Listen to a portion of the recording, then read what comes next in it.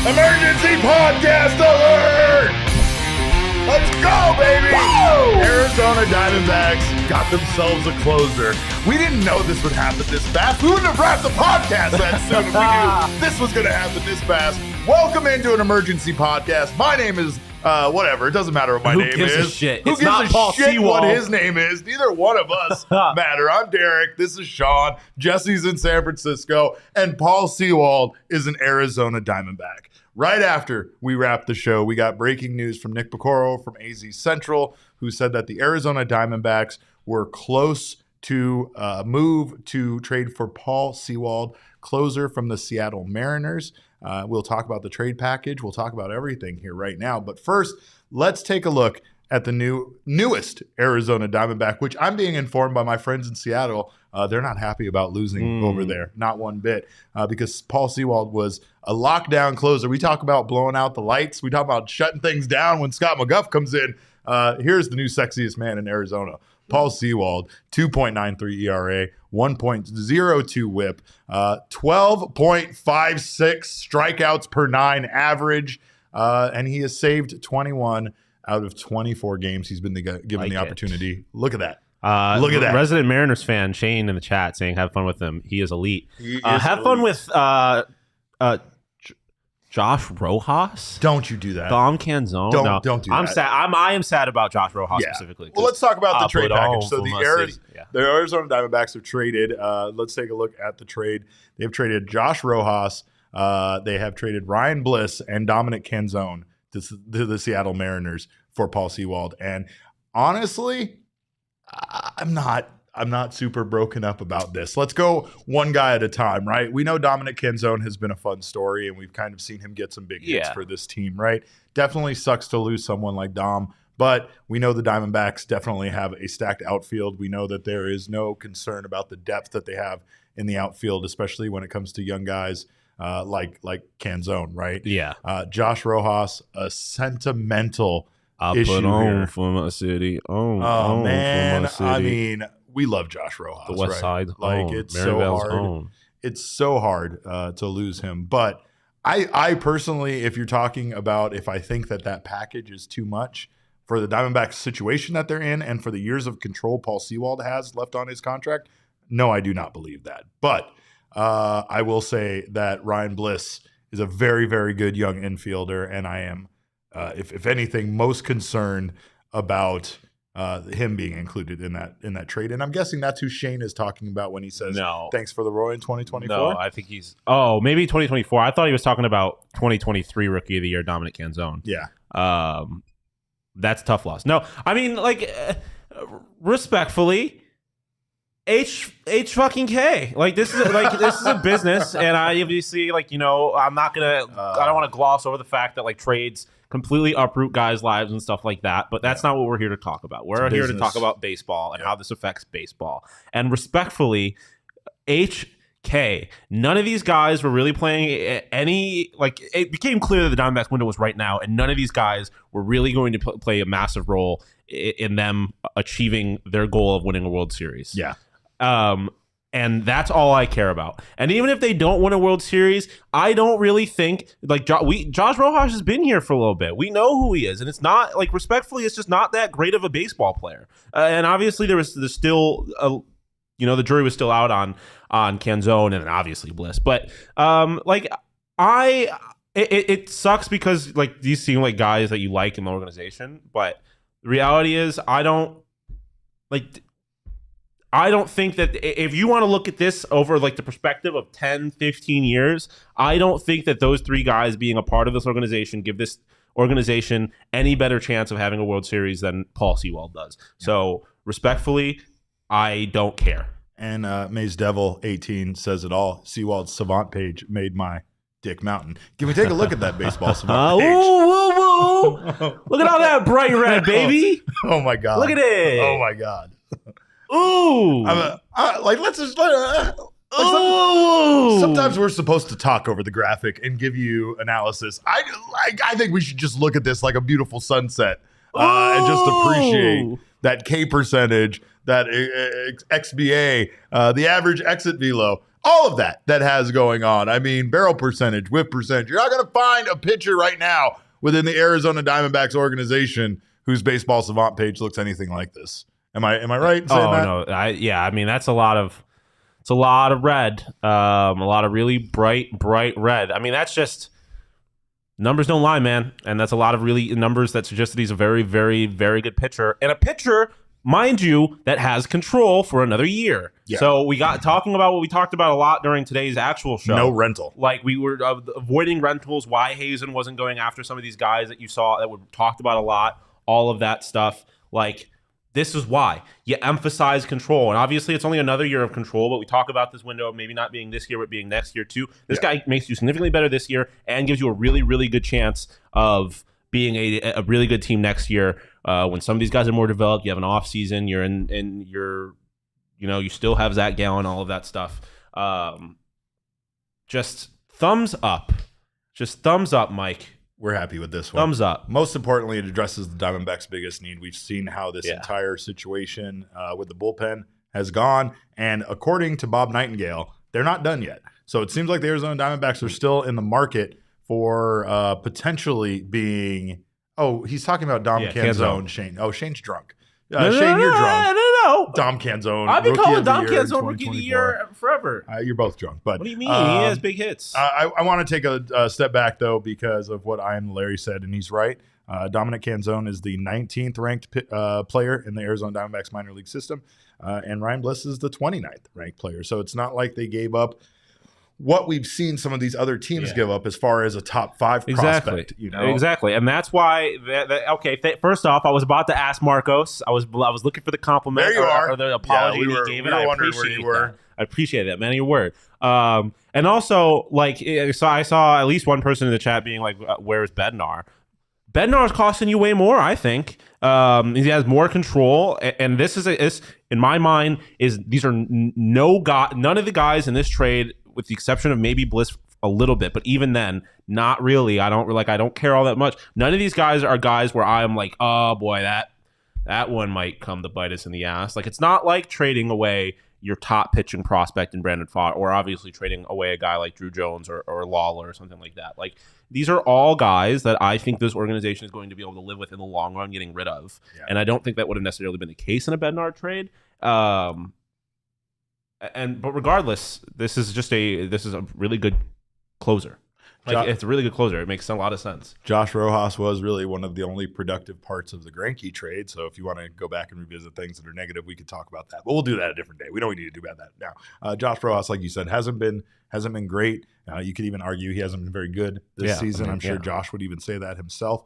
I will also say that when it comes to all three of these guys, the difference here is consistency. None of them have really been able to put together consistently, and I think that's the difference between a good and a great baseball player. It's not to say that they might not get there or get to that point, but right now, as it stands, they got themselves a pretty goddamn great closer in Paul Sewald, and hopefully, for the first time, maybe in Arizona Diamondbacks history, we have a closer. Also, we just kicked this idea around just for fun, but what if they do still go out and get David Bednar? What does that say about the bullpen? Well, that's another side of this. I mean, that's partially a joke, but also like they did not really dip. I mean, Bliss is the big one, I would say, but they didn't really dip too big into that group of prospects that were in a lot of these trade conversations that we've been having. So the I guess resources are still there for this team to still make more moves. And I mean,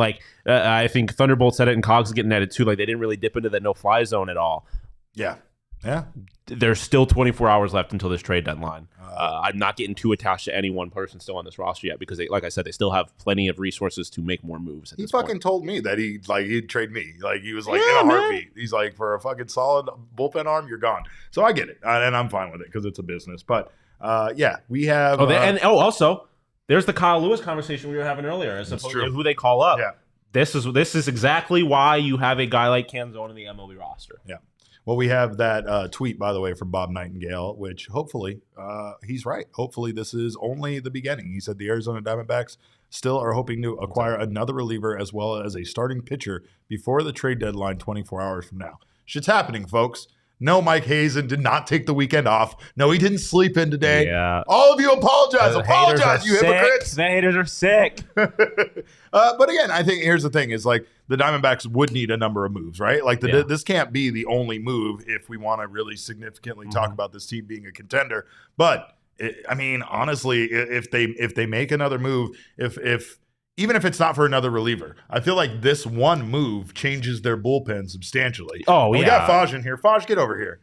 Get over here. I want to hear your thoughts really fast. Jacob's here. Jacob is our father, Overlord Jacob. And what are your thoughts on the trade? It does, in fact, look like Mike Hazen works on the weekends, so that narrative can shut the fuck up. He's right about that. And eat it, Mike Hazen haters. Oh, well, you just came in here with a negative. What do you think of the trade? What they gave up and what they got back in return? Look, Ryan Bliss is probably, to me, the biggest piece going back. That's what we said, too. He's having his breakout 2023 year, but I am also seeing people, not trying to be heightist here, but I am seeing people come after him and say he's 5'6" and 6'7", but 6'7", 8 foot, 9 foot tall. There you go with the heightism. But look, we've talked about it the whole time, right? They've been looking for the ability to control players for more than just half a season. They weren't looking for rentals. So this is exactly what you were looking for. I mean, you don't get 3.5 years like you would with Bednar, but you're also probably giving up a top 5 prospect in your system for Bednar. So,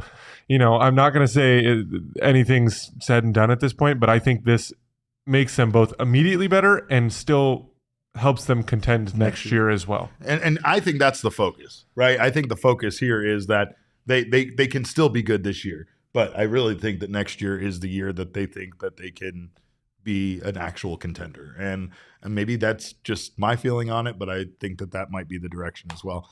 Nate Cleveland says, "Come on, Derek. We had Jose Valverde. Don't you dare.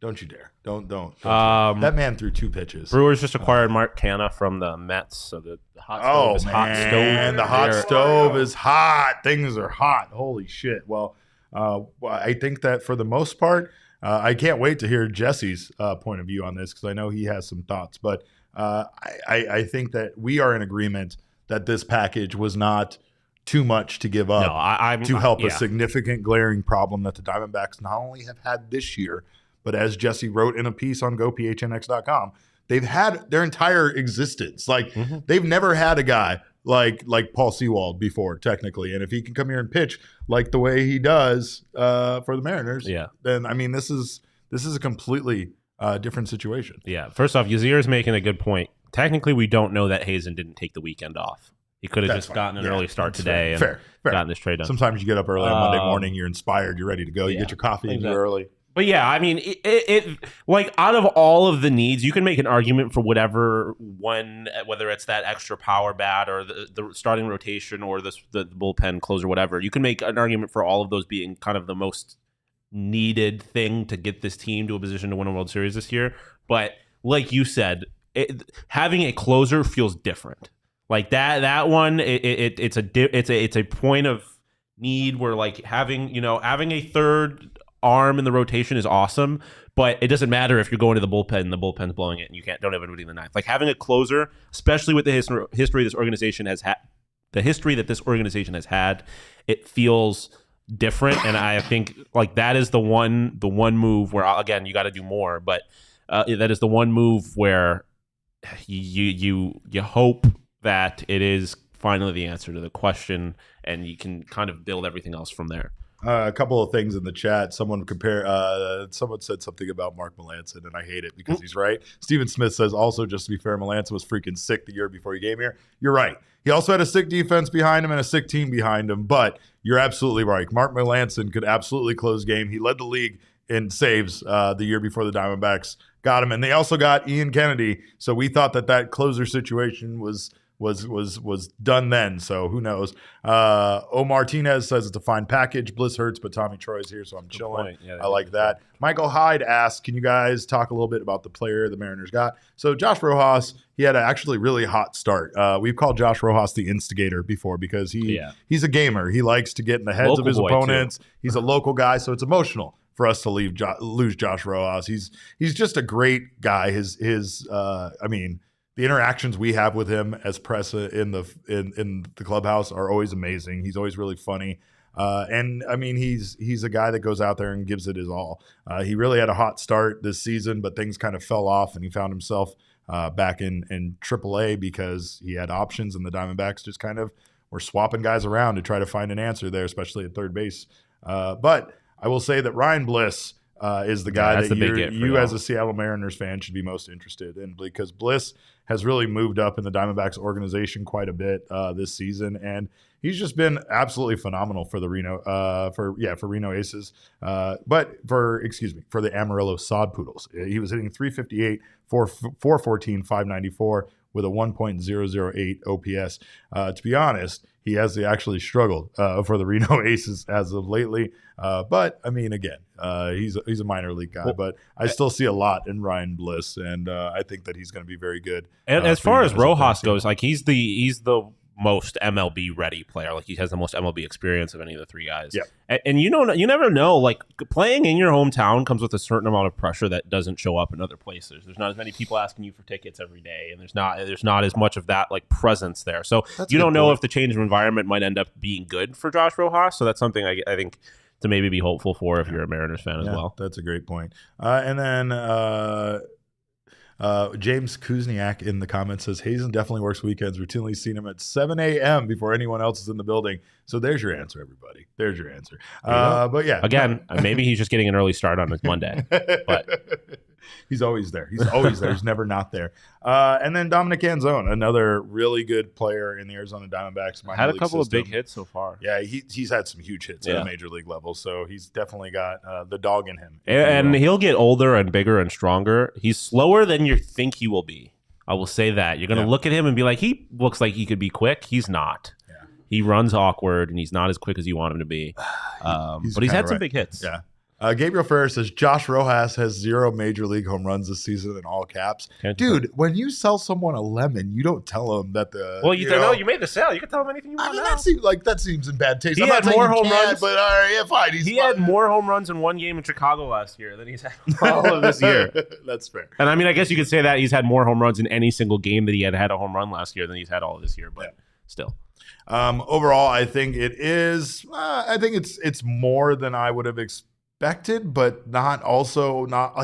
it's different pieces. I don't think we've talked about a lot of these guys besides Ryan Bliss perhaps being involved in a trade. So I'm not. I mean, the Rojas thing is interesting, right? Because it's not someone that's been mentioned at all, and he he's not really been a factor for the D-backs at this point. And I don't think really, in terms of people talking about the D-backs for the next couple of years, whatever, no one brings up Josh Rojas. If we're we felt his trade value was fairly low exactly. now, right? But his trade value was low, but he also never really seemed to be that big of a part of the future for the Diamondbacks in terms of when this team gets to where they need to be. No, he was actually the last guy included in the Greinke trade, so he almost wasn't even Arizona Diamondbacks. As far as the Diamondbacks are concerned, that's like a wash for me. That is if you're able to use that as a piece for this trade, then I think that's great.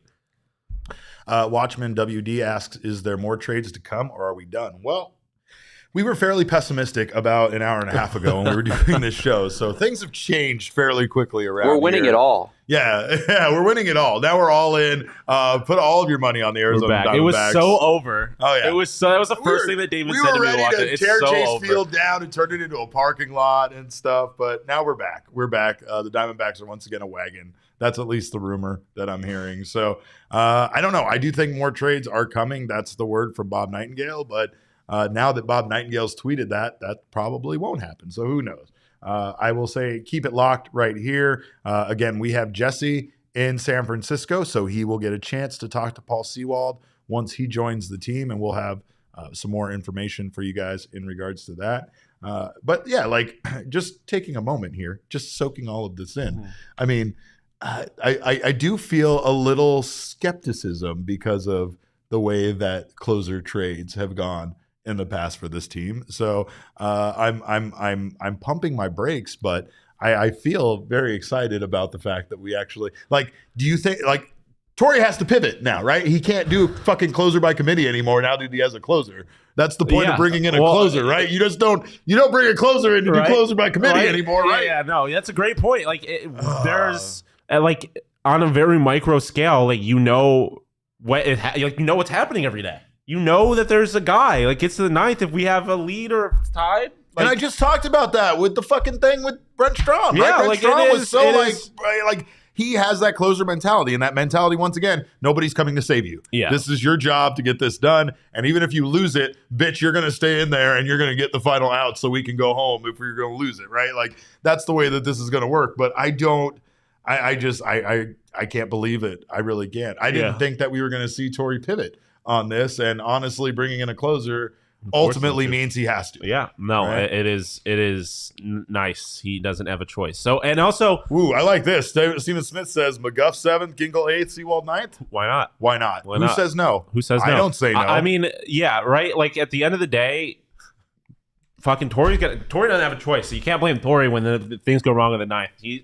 He's got to pitch. Yeah. He's got to pitch Sewald. Yeah. That might be the sexiest back three in baseball. Yeah, that's a hot back three. Oh, no, you might need Cogs. You might need to mix Austin Adams in there. Yeah. No, I'll throw Austin Adams in there just to throw at somebody's head real quick, start a fight, just so everyone knows what the fuck is going on, and then we can get back to normally scheduled program. Thunderbolt 47 has a very good point. He says, but the offense. And yes, I mean, we know that one of the items on Mike Hazen's shopping list was a power bat.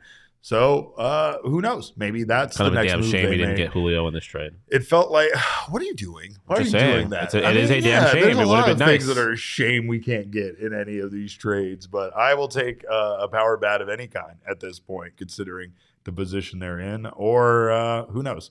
Maybe Kyle Lewis can get it together and hit what he's hitting in Reno up here at a major league level at DH. I don't know, but I do think that this still isn't enough. It brings me a lot of joy to know that the Diamondbacks have a little bit of stability at the back end of their bullpen in high leverage situations, but they have to get there, right? And that's the point I think a lot of people are making is if they keep playing the way they're playing lately, Sewald isn't going to get a chance to get in the game very often. So we really do need something to happen. Jacob bringing up something I didn't even think about. Does he have a song? Does he have a song? Like, are we going to get fucking... I mean, it'd be crazy if he individually came out to that, but are we going to have like a good closer song? Oh, man. Like, are we going to... Oh, man. I hope he... Ooh, baby. Like, I feel like with him having been in Seattle and his name being Sewald, there had to be something incredible, and it had to be Wonderwall would be a great ship-related walkout song for him. Wonderwall is that's. Could you imagine an entire crowd? And I don't list. even really rock with that song like that, but like, could you imagine an entire crowd? You're my Wonderwall. I mean, at this point, crazy. That's exactly what he is. But I'm still very sad to lose the pieces that we lost. More because of knowing them over, of course, all the joy of Dominic Canzone making his debut and everything. Like you said, the big $1 million smile. Oh, that smile. It's incredible. He's going to light up Seattle. Yeah, with that smile. J-Rod. If we're going smile for smile, I'm just saying Dominic Canzone's got a pure smile. Competition. He doesn't got the eyes like you do, but if we're going smile for smile. J-Rod's the only person who's on the international sex symbol list twice. Yeah. He's the only one. He's the only one. He's special. That's kind of wild. I mean, I don't know how we continue to let you be in charge of this list when you're doing my things list like that, but okay. It's like getting mad at AP for being in control of AP top 25. Like, it's their fucking list. Of course they're in control. No, you're right. You're right. What are we doing here? I don't know what I'm doing. I don't even know why I'm trying to get in here. But I'll say that when you look at his numbers over the last few seasons, there's just a lot there to like as far as consistency goes. And I mean, ever since he joined the Mariners, he has been kind of a shutdown reliever for them. So it's exciting. I'm excited to have him, and I hope that he can continue to be what he was for Seattle for the Arizona Diamondbacks. So, I think there will be some more trades, though, or I hope there will be, because if not, then, like a trade like this, at least, like we said, he's here next year, so this isn't one of those, like, all-in for this season kind of moves. But Marcus. What does Marcus say? Is Justin Turner available? The hockey season's around the corner, and he's got to go mascot for the Phillies. So whoa, hold on. Whoa. We're not doing all this. Right yes. Now? What? Justin Turner, Red Sox legend. You put some fucking respect on his name. He's earned it. That would be like our payback for JD. Okay. And all right, like so Dodgers fans have to see him in our uniform, piss them off. All right, I like it. No, I'm on board. Let's go. And Rudy. also, he's pretty fucking good at baseball right now. Just saying. I don't think the Red Sox are selling, but they should be he's selling. pretty fucking good. They should be selling. Stop it. I'm just saying. No, it's Red Sox D-backs World Series. Relax. It's coming. Thunderbolt 47 says perhaps the victory vest is a really bad omen. Need a real home run gadget. I'm done blaming the goddamn victory items. Okay, I'm just gonna say that now. They cut the head or the tongue out of the snake. The victory vest needs to go next. No, I love this stuff. None of it needs to go. I think they need more stuff. I still want the Cobra Commander helmet in the dugout for home runs, but I don't get to make those kind of decisions for the team. Anyway, we will be back tomorrow with, of course, our trade deadline show. We're still doing it. So tomorrow, trade deadline. If there's more trades to be done, we will be here covering it from 2 p.m. to 3 p.m. Arizona time tomorrow. So join us for that. No more emergency podcasts today, no matter what they do. But I'm sure. Well, relax. If they trade for Bednar, we're going fucking live again. I mean, you're right. Who am I to say we're not? We're going to end this now, and then another trade's going to happen. So we'll probably see you in like 20, 30 minutes. But regardless, we thank you guys for being here today. We thank you always for being members of the PHNX family. Follow us on Twitter. I'm at cap_caveman with a K. This absolutely electric human being is Shawn DePaz at Shawn_DePaz. Maniac behind the Mac is our one and only Damon Dog. He is at Damon DAWG. And you got to bark. Woo, woo, woo, at the end. We are Damon's dogs. But of course, we thank you guys for joining us. We are PHNX_D-backs. You can follow, of course, all roads lead to at PHNX_sports on Twitter, Instagram, and Facebook. We thank you so much for joining us for this brief emergency podcast. And remember, kids, baseball is fun, but God damn it, it is so much more fun when you actually have a closer. Let's go. Woo!